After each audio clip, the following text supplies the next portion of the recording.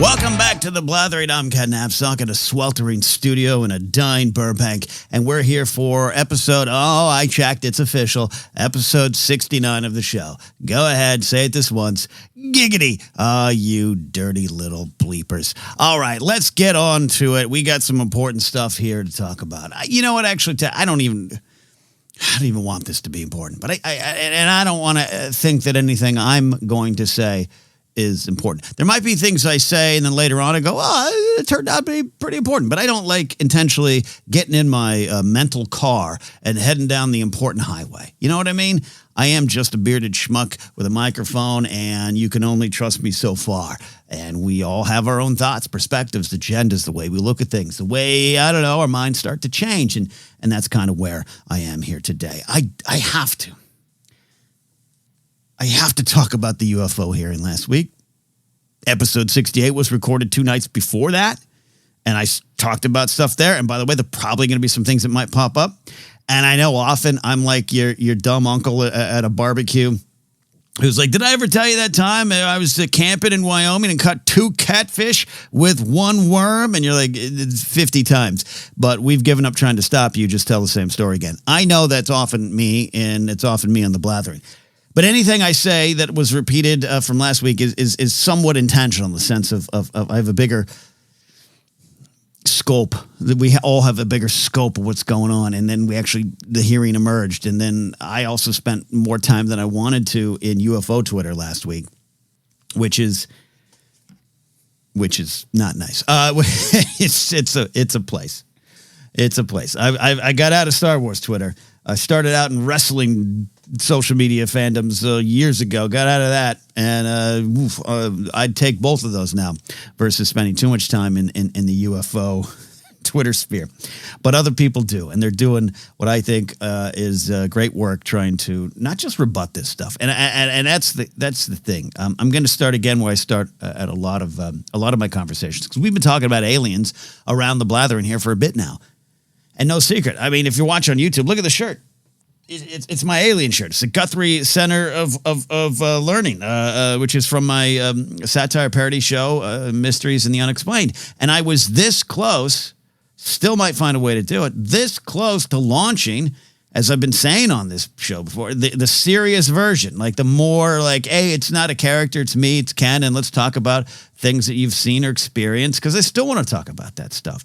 I'll repeat again. I've seen something weird in the sky. I've got other friends that have seen something weird in the sky. You all out there have seen something weird in the sky. And let's talk about it. I think that's important. I think that's possible. There's no harm in talking about it. There's no harm in having a little fun with it, too. As I said last week, I'll say again, I'll say many times going forward. You want to go hunt for Bigfoot? I'll go with you.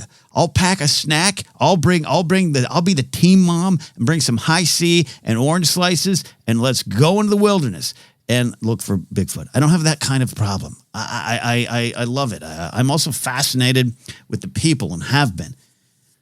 I think that's why I like documentaries and docuseries and rock docs and things that look at groups of people at a time and analyze them in that time and of their time and look back and look ahead and who are we, all those kind of silly questions. I know it's kind of a cliche for a middle-aged white man with a grain beard to be like, hey, have you watched that documentary on Prohibition by Ken Burns? You definitely should, but you should. Y'all should. I've actually been listening to a lot of Ken Burns interviews this past week, just stumbled onto it in the algorithm, and that's one of our more eloquent minds whose art, his chosen medium, documentaries, are well beyond the subject that they're covering.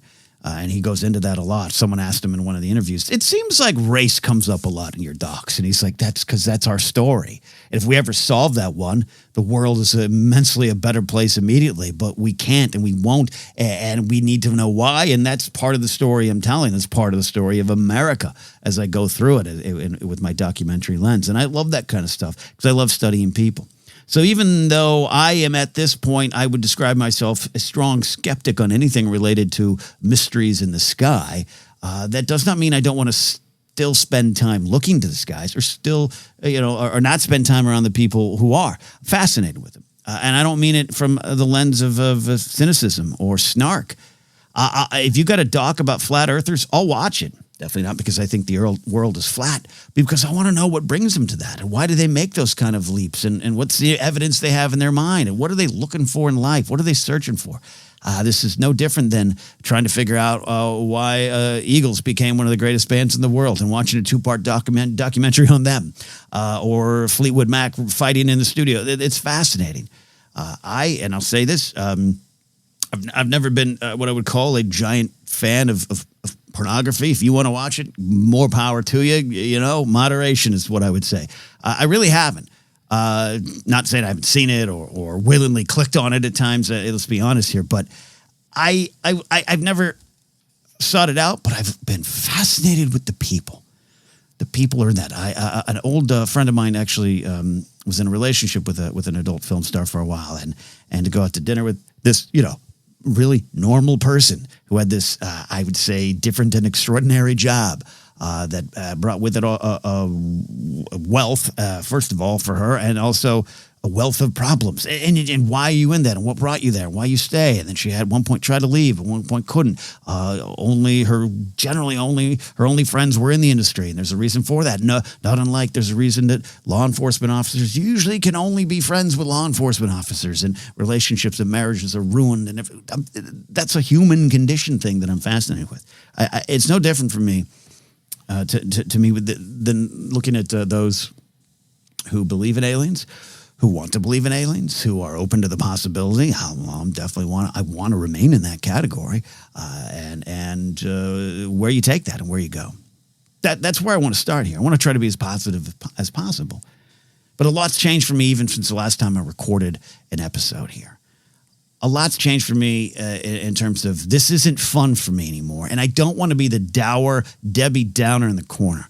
Because I got a lot of friends who are like, I'm watching the hearing because it could be for aliens. Did you hear? They said aliens. And I'm kind of the one in the corner sipping whiskey, with a low growl going, it's all bullshit and don't believe it. And I immediately blow out the candles of their fun. I don't want to be that, but here I am with that. And the way the Blathering's been going the last couple months, quite frankly, where the aliens have always popped up because we started, and why? We started getting more of these stories. We started getting the one in Vegas that I think by now we can say was a hoax, or at least debunked. At least the people that called, I felt were hoaxing. But that one, the whistleblower with David Gersh. I always say Gorsh, but Grush. I apologize. I don't mean to be disrespectful with that. That put it all into the spotlight, and then we raced into these hearings last week, and I couldn't wake up to watch all of them. I watched it live towards the end, but I did go back and look, and of course all the commentary emerges. And here's where I'm at with it. Here's the problems I see with it, and why it must be taken seriously, but for not for the fun reasons. I'll start with this. I don't know where the whistleblower is going. I have watched several videos in the last couple of days. God bless that algorithm of body analysis experts, mentalists, those type of folks, but credentialed, those who work in kind of the law enforcement. They're not law enforcement, but work with law enforcement on interrogation, interviews, all those kind of things. Some more public-facing, magic trick type of body readers, but a lot of them, you watch one and a lot pop up. And I watched one today for 45 minutes, and there's a general belief of there might be some truth, or there might be a thought of truth, but there's a lot of things that don't add up here, and a lot of things that don't continue to add up here. I at one point started, so I watched those videos. At one point, also started watching, reading a bunch of articles and posting a lot of articles too on Threads. Follow me on Threads. And there is a guy named Jason Colavito and a guy named Stephen Greenstreet. There's a guy named Mick West. There's a guy named Michael Shermer. Put a pin in that name. I've been familiar with that name for a while. And they're hated, of course, in the UFO community. Of course they are. But I've been reading them. I've been seeing these names pop up. And I want to make sure I'm not going point by point to rebut things. I'm just trying to explain my perspective on this. Everyone around this whistleblower, and there's photos of them A couple years ago, he's talked about this 2017 article, Ralph Blumenthal, Leslie Kean, Helene Cooper, the one that said there's this government program. That kind of sparked his interest. That led to connections with the Jeremy Corbells of the world, Lou Elizondo, George Knapp, all those kind of folks. He whistleblows, and he goes to News Nation, which is owned along with The Hill by the same company that owns the Channel 8 news station out in Vegas, where George Knapp works. Which again sounds like now we're getting into conspiracy theories on the other side, but these are facts. And he's constantly around these folks, and these folks are all tied together, and they're all on the same page, and they've been doing this for a while. A lot of it just because they simply want to believe, think they have evidence, and just trying to come from that, I'll say, in an honest perspective, and I don't mind that conversation around it. I watched Jeremy Corbell's Bob Lazar doc. It's fascinating stuff. I watched a lot of his interviews. I got no axe to grind against these people. I got no words to say to them that I would want to intentionally be disparaging. Again, I'm fascinated by what brings them to here. And without a doubt, why wouldn't you wonder about what you see in the sky? And why wouldn't you wonder if, based on some of the videos you've seen? But it's gone this far, and that's where it stopped being fun for me in the last week. It stopped being about, ooh, aliens, what do we got? What's going on there? This is kind of fun. And it started being about a group of people desperately trying to get power, trying to get some sort of legitimate feelings, connecting with a group trying to hold on to their power. And that group for me is a group of Republican congressmen, representatives for two of our states. Representative Tim Burchett, Representative Matt Gaetz, Representative Anna Paulina Luna. And that's when it went from wondering, hey, what are they going to disclose? Disclosures here, to you are standing alongside political personalities that have been and continue not just act with bad intentions and I think bad ideas and bad policies, but stoking a distrust in government ahead of Trump's criminal cases. As the day I record this, federal indictment number, 3, 4? Who knows? We lost count. They're trying to stoke a distrust in the government, deep state conversations, deep state conspiracies. This is ahead of those cases, possible cases, more indictments, possible jail time. Who knows? Ahead of the 2024 election. They're all dangerous conspiracy theories. Thoughts on the two-tier justice system, January 6th, election fraud, liberal elite groomers, pedophiles, elites drinking the blood of babies. They're in line with that kind of stuff, even if they haven't all directly said it. They stand with that stuff. And, of course, the big one right now, Trump is being targeted by the deep state. I have no doubt that Representative Tim Burchett believes that there could be aliens and that there are aliens. I don't doubt that for 1 second. He seems very sincere in that. It's his right to think that. But I watched on Twitter, I watched friends I know, people I love and respect, absolutely going apeshit over the idea that they think that all of this was confirmed, that didn't you hear, this guy goes under oath, all these people go under oath. What about these pilots? And what do we do? And no evidence emerged. And yes, they're going to get evidence in a skiff. It hasn't happened yet. Gorsh hasn't got cleared or whatever that was. I don't know. Tim Burchett said it, but I can't believe him. Who knows? And I say this, great. If the evidence comes out, wonderful. Wonderful. It won't. Because it doesn't exist. I'm telling you, it doesn't exist to the level that you all want it to be. And it's upsetting. It's upsetting because now you're standing alongside people like Gaetz, Burchett, and Luna. You're standing there. How are they right suddenly on this one? This is the one they're getting right after election fraud, after groomer pedophile talk, after deep state two-tier justice system talk. This is the one. Why? Because Matt Gaetz saw something? He could emerge with an alien on his right sitting next to him in the hearing, sharing a soda with him. And I wouldn't want to stand with him anyways. It is about that for me. It's a group desperately trying to get power. A lot of these people associated with the whistleblowers camp are in and around the defense contract industry, and they're trying to connect with this mostly Republican-driven hearing. Now, it is Democrats as well, and this all started with the Democrat, Harry Reid, who are trying to hold on to their power.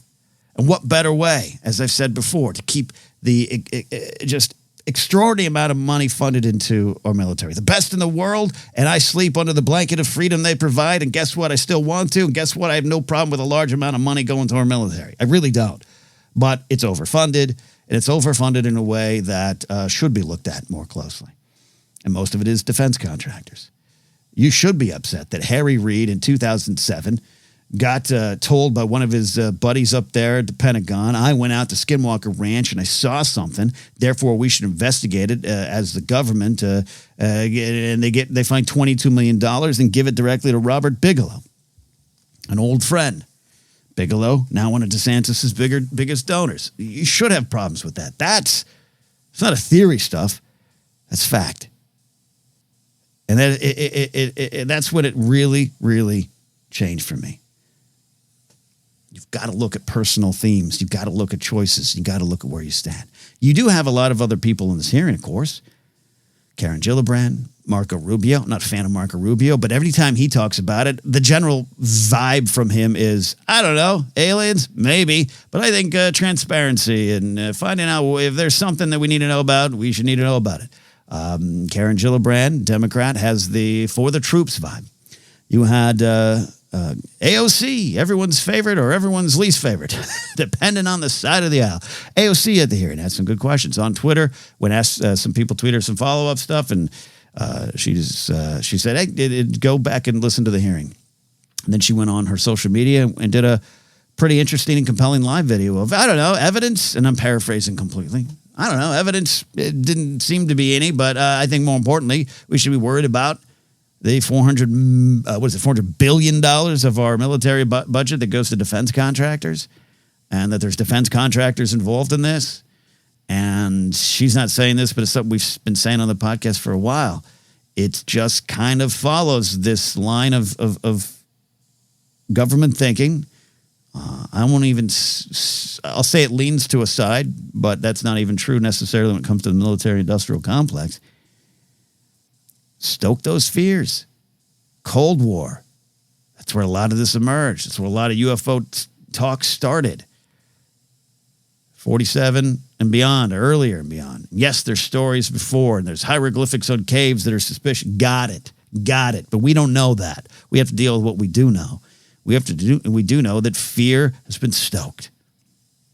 Post-Cold War, we also have the war on drugs emerges towards the end of the Cold War, 70s and beyond. That kind of wraps up. Cold War kind of wraps up, or at least that one. I'm sure there's, you could say there's others. Then, again, as we said before, war on terror, all that's gone. Now we got the war in the skies.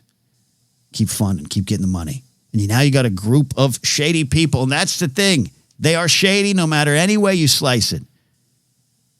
Leslie Keane, Ralph Blumenthal, the reporters. You've got Luis Elizondo. Was he the director of ATIP, or was that a real thing? He resigned. He's got some questions that need answering.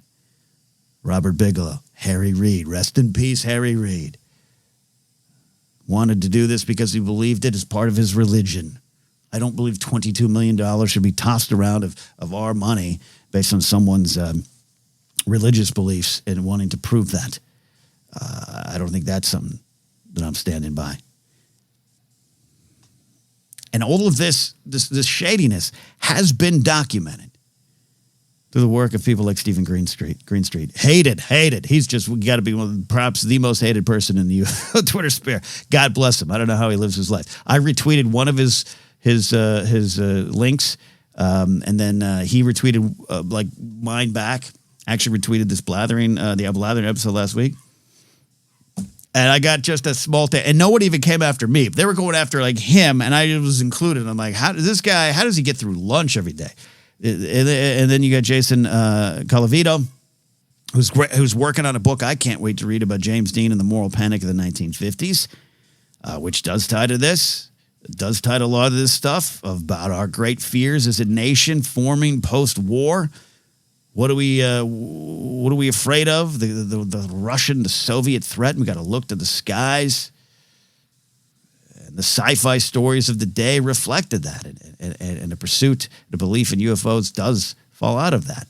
I'm fascinated to read his book, but he had an article from 2021 detailing the same people, the same names, the same people hanging around this whistleblower at an alien convention in Alabama in 2022. The same people hanging out back, I was going to say backstage, but the backstage of the hearings, having a great time as they should because they've won. They've gotten this far. And these are the people going, there's something up there. People are hiding it, and we could help you. Just give us some money, defense contract money.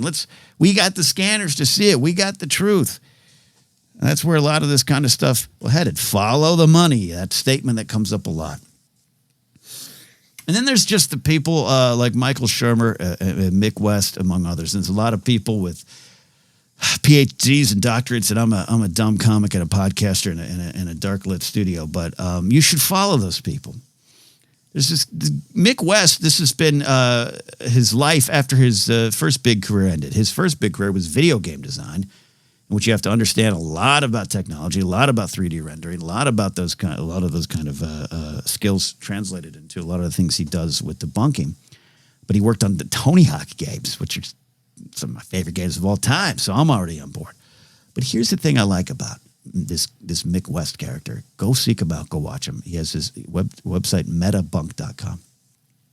The fact that he is going after UFOologists and UFOs and UFO footage right now, alleged UFO footage, is not something, it's not his only focus. It's not what got him up in the morning 20 years ago. He started going into what I think is, we touched upon last week, but is even more important in the bigger picture of this. It's the conspiracy theory mindset.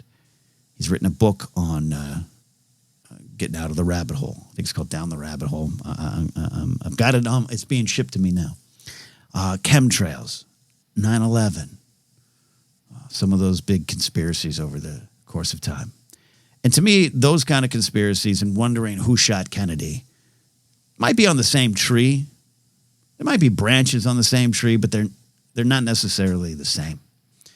And I say this in good faith and hoping that people understand me. Because sometimes, Watergate exposed a lot of things about the CIA we didn't know. And there are things that covert operations. There are things in the shadows. Absolutely. There's no Illuminati. There's no deep state trying to go after it. There isn't. There's people in power trying to control and keep their power. That is the only constant. And I think that would go into. So I am one of the people that says, most likely Oswald acted alone. Right? I'll say that. Why say that? Because it's probably the most obvious answer is the answer. But you don't think I'm interested in hearing other theories? Oh, God, no. Give me TV shows, give me docs, give me movies, give me more Oliver Stone stuff. I'll watch it all because it's fun. But it's fun until it isn't anymore. And conspiracy thinking and the conspiracy mindset, the distrust of authorities goes beyond just the normal, I don't trust the people telling me what to do. It's this new kind of stupid that Mark Maron talks about in his most recent stand-up comedy special. Where in the past, said this before, butchering Maron's jokes here, but in the past it's been like, I'm kind of stupid. Now it's like, oh, so you say you're a scientist? And that's the mindset that goes into a lot of the stuff. But it's always been there. It's always been there. Social media just brought these subcultures out. So even though I'm fascinated by why would you think the earth is flat, the fact that nothing can disprove it in their minds is emblematic of another set of problems. I talked previously, last week and beyond. I believe conspiracy theories can often hide harsh truths that are usually about social issues or issues related to oppressed groups or just truths that you don't want to face. And it's just easier to say the aliens built the pyramids. It's a general sweep through it. But that's kind of where I go to it. That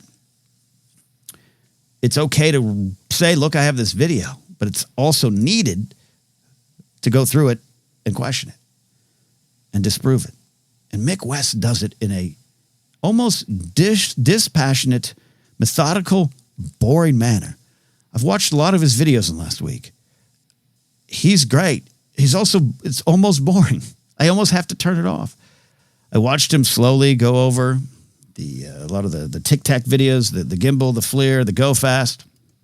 Most people, he's one of them, most people believe the go fast video is not of an object going fast. And they use science, these basic trigonometry, theories that they then show. Mick West, he doesn't just say, hey, I'm debunking your alien video. There's the 2017 Chilean UFO video from the Chilean military that they took 2 years to say, we don't know. Mick West has a video in which he and a partner research, they went through it and they showed their work. They didn't just disprove that Chilean military video as not UFO. They proved what specific plane it was that was flying over the sky. And he goes into it. You might not like him. You might not want to believe him. But he's not screaming at you, because one of the things he preaches about, breaking people out of conspiracy mindsets, is to remain calm and have a sense of empathy for their position. That's where I would fail. That's why I had to get off UFO Twitter as soon as I could last week. As soon as I could. Because I wanted to grab some people by the collars and start screaming. But Mick West sits there. He takes it all. He goes through it. He gets a little snarky when he needs to because people are questioning his intelligence. But the UFO thing is just the next thing on his list.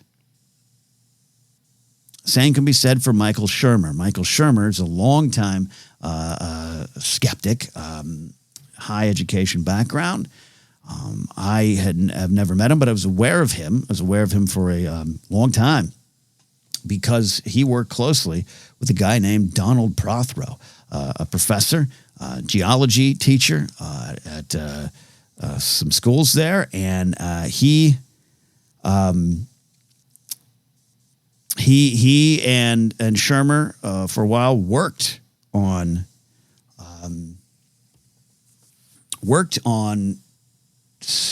destroying the pseudoscience of folks like Robert Bigelow in his NIDS program that he had for 20 years or whatever it was on Skinwalker Ranch. And Donald Prothero was actually at one point the teacher of my former girlfriend. So actually I met him a few times, and it's a weird small world. Nothing to add to that. Just I was doing a lot of research and it was like, oh, Prothero's name just showed up. I know him. And there is here's a quote from Donald Prothero from one of his books. I'm just going to read it. Keep in mind, I'm someone with a spiritual background, someone who at this point believes in God, but I have no proof. I always say, God, religion, Jesus, the Son of God, it's all bets we're willing to put down, and we won't really find out till we cash out of this casino, right? Here's what Donald Prothero said, and this is about conspiracy theories and why I'm really fighting it over these UFO hearings. And then we'll move on to some other stuff here, all right? There's lots of people out there, Prothero writes, lots of people out there who accept science when it's convenient. But there's a lot of things that science tells us they don't want to hear. And so then they reject those so-called inconvenient truths. And so this sort of weird little way of doing things is not only true of creationists, he says, it's true of climate deniers, it's true of AIDS deniers, anti-vaxxers, a whole bunch of various kinds of alternative medicines. It's a very common thread. And many of them have very similar strategies in the way they battle against the reality of science. This is a scary thing because they will accept what science has done in the way of, quote, give us progress and give us technology and give us transportation. And yet they just don't want science when it gets in the way of ideology or religion. He wrote that in 2013, just in referring to the anti-vaxxers thing there.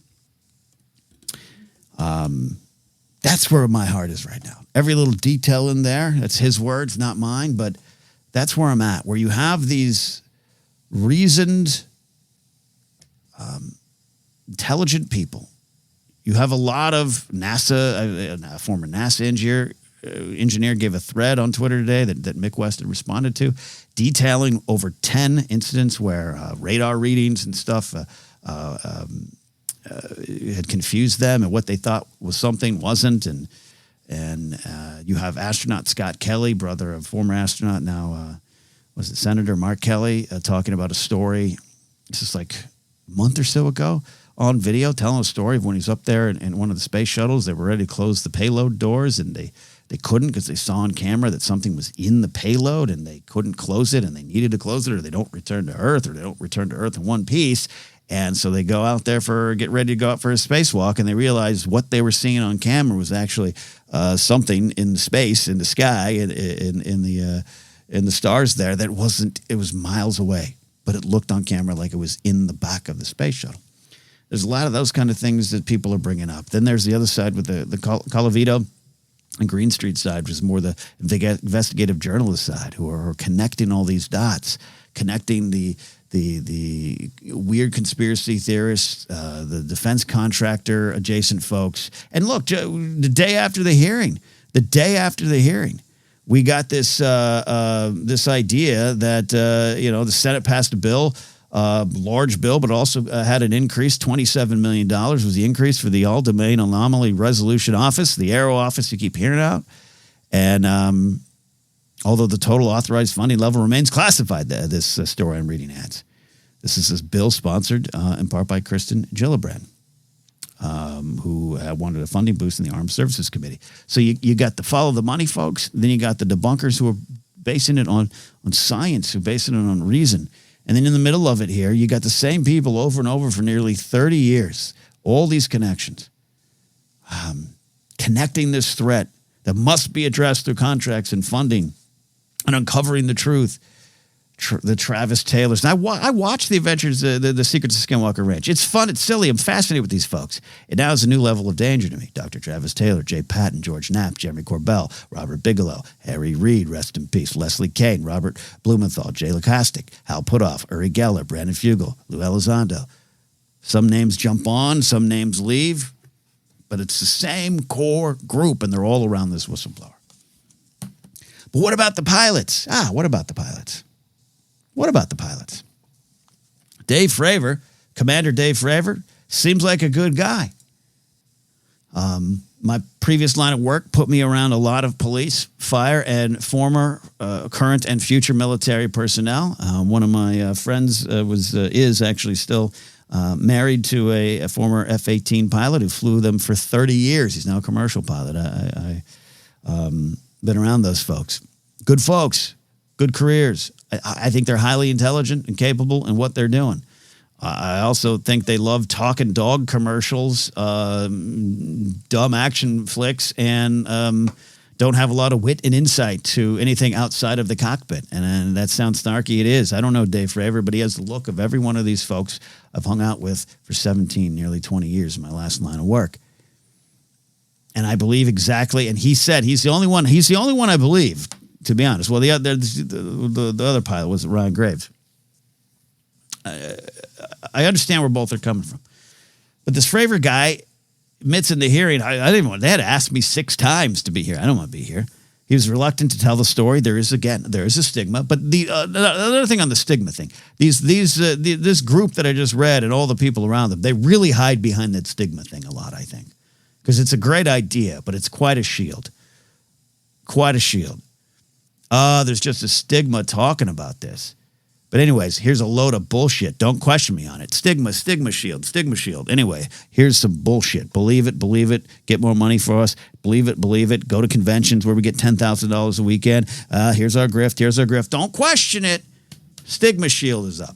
That's why I've lost the desire to go too far down the stigma path. There is one. Talk about it. Fravor talks about it. And I absolutely believe he's true in his thinking here. He did see something he couldn't identify. That's a fact. He did describe something as performing with speeds, maneuvers, and tech that he doesn't understand. But it doesn't mean that other people can't. And it doesn't mean that other people can't understand it or describe what it actually is. He keeps repeating the same story. No new information arises to confirm anything he believes. But information or theories have emerged and continue to emerge to show that it most likely was not what he believes it is. That's just where I stand on that. All right? I don't mean to make it personal for this guy. I don't mean to place a dumb comic above him, but there's just, I can't fly a plane. Cannot fly a plane.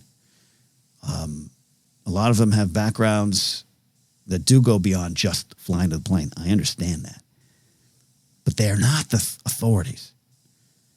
They are only describing what they saw and could not explain. Go find these videos. Start with Mick West. If you don't like him, go on out to other people who calmly, they're not YouTubers, they're on YouTube, but they're calmly explaining what the videos are, or at best, sometimes what they could be. And there's still a lot of room. So if you come away from one of those tic-tac videos and say, there it is, irrefutable proof, you got 10% of the story. And that just kept getting thrown up last week. Then the idea that this was all, again, going back to this group, this was all brought forward in 2020 by former NIDS investigator Eric Davis. Same claims in 2020. No evidence was found. It went nowhere. But it was buried by the deep state. Of course it was. Of course it was. And I went down a path I didn't want to go to, where I'm just sitting here going through the rebuttal. This has been in my thoughts for the last couple of weeks, because it's insanity. And this leads into other problems. I don't understand. I know there's excitement that non-human biologics. I don't know, it was a squirrel spaceship. I don't know. There's no logic to it. You got a lot of scientists I saw this week. Yeah, there's probably a 100% reality that there's a life form out there. Whether or not they could get here, travel the light speed needed, get through our atmosphere, who knows? And then they keep crashing here. What do they want with us? And the reports are around the world. This isn't just a USA, American-centric thing. There's reports around the world. And there's reports throughout history. I get it. But if someone from 1722 in a journal says, hark, I seeth something in the sky round in shape, how am I to believe him, that writing, any more than a pilot confused about infrared flare, like in the speed of the moment.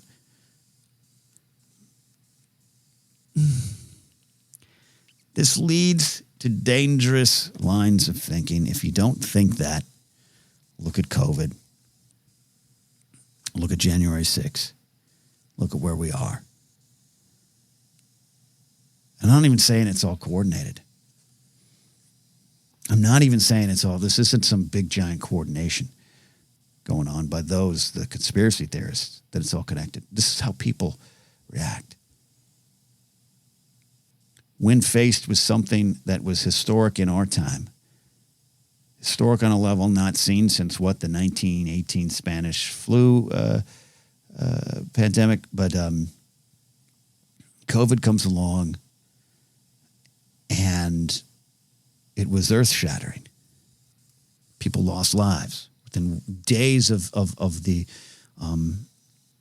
lockdowns beginning, a friend of mine lost his dad. Another friend of mine lost his dad shortly after that. And that changed the way I looked at it. I've said those stories before, I know. But even I was on stage in Las Vegas a week before we were locked down. Coronavirus had already started to be a story. What do you do in those moments? You joke. You don't face it. As I said before, on the morning of 9/11, me and my 3 roommates sitting in our apartment in Canoga Park made some of the best jokes we've ever made. We are dying laughing as we watched the towers come down, because if we didn't do that, we might have run our heads through the windows. And we had those fun in the moment as we're joking conspiracy theories as well, because it could not possibly be what we're seeing. Must be something else we don't understand. It must be a secret that is not being shared. I was on stage in Vegas a week before the lockdown, and I was making jokes about the virus as well. Nothing tremendously horrible, nothing even tremendously funny. Just making jokes about people rushing to get toilet paper. I did that because I didn't understand what was coming. Friends of mine were texting me, what do you think? I don't know. This will pass. Bird flu, pig swine flu, mad cow. We've heard this before. It never affects us. It's not real. And I came back from a trip to Disneyland because I was at Disneyland the day they announced it was being locked down in 2 days. I came back and I'd been on vacation, and Grace and I didn't have a lot of food or supplies in the house because we had gone back to back, Vegas, and we came back for a couple of days and we went to Anaheim for like 2 or 3 days. So it was one of those times where I didn't have a lot of things not a lot of food and supplies in the house. And the panic hit me.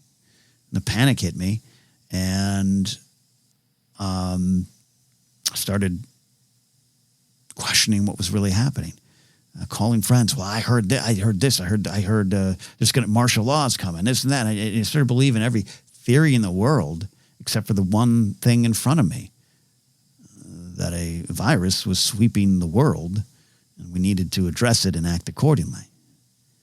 And that carries out in this line of conspiracy thinking. A lot of it begins from a natural, normal place. You don't want Biden to be president. You want Trump to be president. Someone keeps telling you something's fishy. Something's gonna be fishy. They were worried about those mail-in ballots 6 months before the election. I was talking with someone close to me who's not someone who's in support of what happened on January 6th. Someone who no longer really supports Trump, thank God, finally. But even they said recently, even after saying I don't support Trump, they said I had my suspicions too, because Biden didn't really campaign much and suddenly had all these votes show up. This is, mind you, someone who's, to my knowledge, never done mail-in balloting. I don't have the stats in front of me, but most liberal or Democrat or progressives or someone like me who's technically registered independent but Democrat leaning now, I've been using mail-in ballots for many elections. We embrace something new. We embrace the change. There's dangers, yes. Oh, yes, there's dangers. And we found some actual fraud in the last election in Georgia, I think we can look at, and it wasn't on the side of the Biden winning. But regardless, it's the line of thinking that gets you there. So imagine you then pack up your bags and head to a rally on January 6th. As I've said before, without a doubt, I don't believe everyone there that day was there for the specific idea to march on the Capitol, take it over, and cause harm to anybody. I think they had their dumb red hats on and their dumb red shirts and their dumb points of view on the world and their dumb points of view on diversity and progressiveness and agency for women and go on down the list there. They wanted to be angry about it. But in the face of facts, theories remain. The absence of facts, I should say, theories remain. Next thing you know, you're throwing a brick through a window. So, I don't think it's harmless to be all on board the confirmation and proof that UFOs are now real based on that hearing. It's never going to be a case of we told you so, Ken. If suddenly UFOs appear, I will not be like, well, that was wrong. I'll be like, great. Now we know. But this is not the pathway to knowing. This is the pathway to more dangerous actions by groups of people who just want to believe something that they've made up in their mind or are being told in the reality. Part of the reality for me is this is it. We might find our way to Mars, but no one's taken us there. This is it. What do you do with this life, and what do you do with this planet? That's what this is all about. That is why I'm not worried about whether they're aliens or not. If there's another civilization eons away from us, there's so many stars and galaxies in the sky, of course it's possible. I get that part. But they ain't coming here. They ain't crashing in New Mexico. They ain't coming by to pick up another copy of the White Album. Shout out to the movie Men in Black. They're not dropping off Blu-ray players and saying reverse engineer it. They're not doing that because it's us here. And we've got to take care of ourselves.